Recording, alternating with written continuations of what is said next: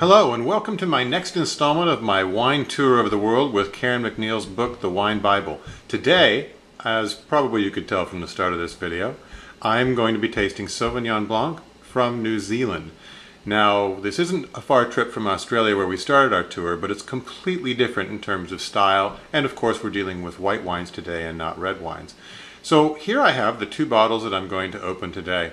And they both cost around $15. You could probably find them for between $13 and $16. They're both Sauvignon Blancs. They're both 2009, which is the latest release for these wines. And they come from two very different producers. The one on the left is Mount Nelson, and it is a fairly new winery, but it was started by the Antinori family of Italy. So it's an Italian venture now in New Zealand making Sauvignon Blanc. Very high production. The wine on the right is actually a family-owned winery, St. Clair Family Estate in Marlborough. They've been making wine since about 1978. It's also a Sauvignon Blanc, and it's from 2009, and it's called the Vicar's Choice. They have a number of different Sauvignon Blancs, and this particular one is called the Vicar's Choice. You'll notice that both of these bottles come from Marlborough, which is a region in New Zealand that's probably most well known for making Sauvignon Blanc. Sauvignon Blanc isn't the only grape, of course, they produce in New Zealand, but it is the highest now in level of production for the country, followed closely by Chardonnay. They also make Riesling, Viognier, and have been moving now into red wines, Pinot Noir, Syrah even in some places. They even make Cabernet Sauvignon.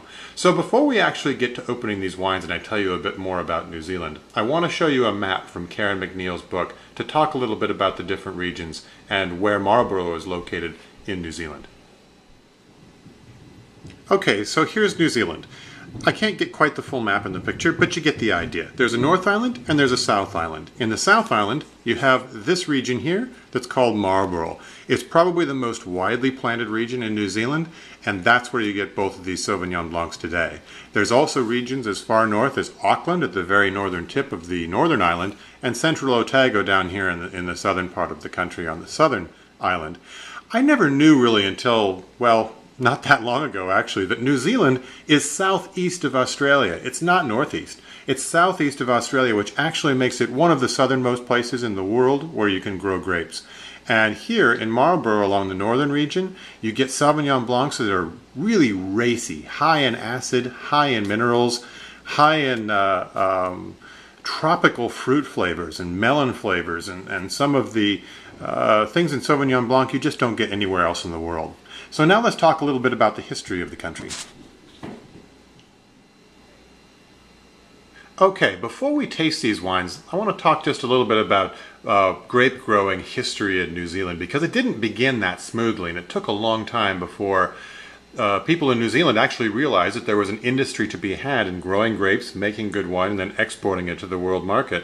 In fact, from the very early settlers in the 1700s, the English basically took over from 1769 all the way through the 1800s, and not a lot was happening in the grape growing industry until the 20th century, when suddenly people started growing their own grapes, growing their own vines, and producing wine of various qualities and varieties, actually, and not anything like Sauvignon Blanc, but other varieties that even I have not heard of and you can't find in the market today.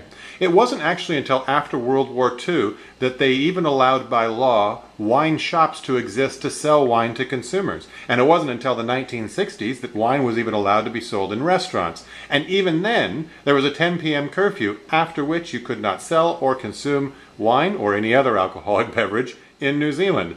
But this all changed pretty much in the 1980s when a gentleman by the name of Dr. Richard Smart, who's largely credited with changing the New Zealand wine industry, came up on the scene. And he changed the way wines were grown and produced in New Zealand, and grapes were grown differently. He started promoting more ripening, more canopies, more trellising, and more modern winemaking techniques that really turned a grape like Sauvignon Blanc into something uniquely from New Zealand. Give them a try. Okay, I'm back and I've opened both of the wines. First I want you to notice one thing. Both of these wines are screw tops. New Zealand almost always does screw tops now. They were one of the first countries that actually pioneered the screw top technique, and it has absolutely no effect that I can detect on any of these wines, but you'll see screw tops on almost all New Zealand wines you buy, especially with Sauvignon Blanc. Second thing I want you to know about these wines is they both come in at 13%, which is probably about right for a Sauvignon Blanc. It's not too high and it's not too low. You might find them a little bit lower from time to time, but 13% is just... Now for both of these wines, I wanted to pour them and put them against this white piece of paper so you could see what they look like and see what their color might be against the white background. If they look a little bit cloudy to you, don't worry about it because they've both been chilled in the refrigerator. And I do recommend serving Sauvignon Blancs from New Zealand especially a little bit chilled. The other thing you'll notice is it has just the most palest of yellow colors, and that's pretty typical for Sauvignon Blanc. You can even find some Sauvignon Blancs that appear to be absolutely clear, but in this case you'll notice that both of them have a little bit of a light yellow to them. Okay, let's go ahead and taste these wines. First I want to try the St. Clair from the Vicar's Choice. Wow. Right out of the gate, I noticed that this has a tremendous grapefruit nose to it, which is typical of a lot of Sauvignon Blancs from New Zealand. It's just the fruit that I think is overpowering in some of the Sauvignon Blancs, and in this case, it's very, very well pronounced as a pink grapefruit or a real ripe grapefruit smell.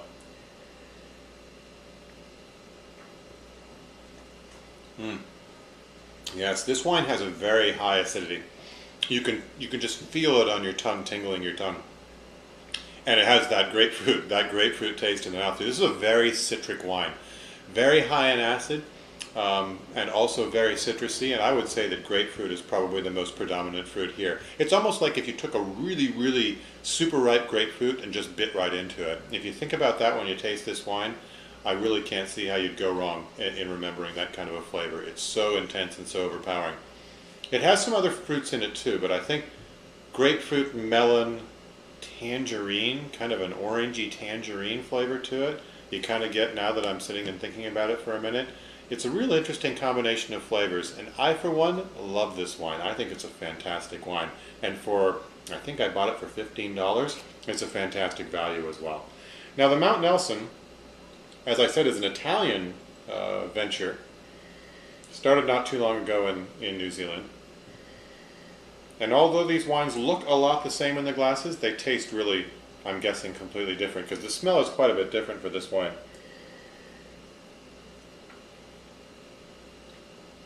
It also has kind of a meloniness to it.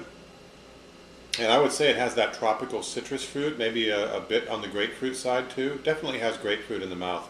But it doesn't have nearly as high of acidity as this wine.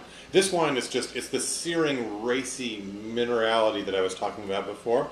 This one tastes a little bit, I guess, less high in acid. Maybe the grapes are a little bit riper.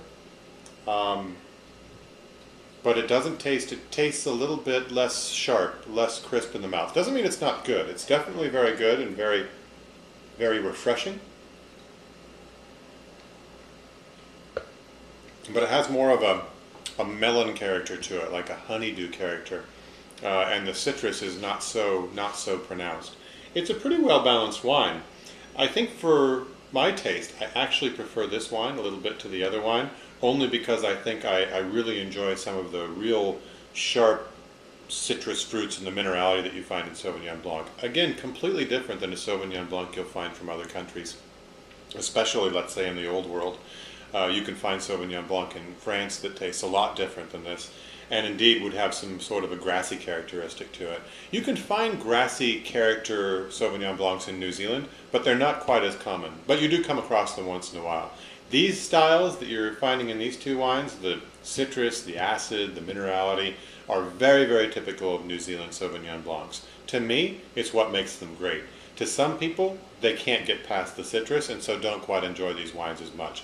But I actually find both of these wines to be very refreshing. They can be drunk by themselves on the patio, or they can be drunk with some food, some fish, or there are a lot of cheeses actually that would pair very nicely with these wines. So I would definitely encourage you to explore some nice white cheeses with quince would be really delicious, I think, with a wine like this, or fruit of virtually any type, including, of course, citrus fruit, which might be a little bit overpowering, but it's worth a try.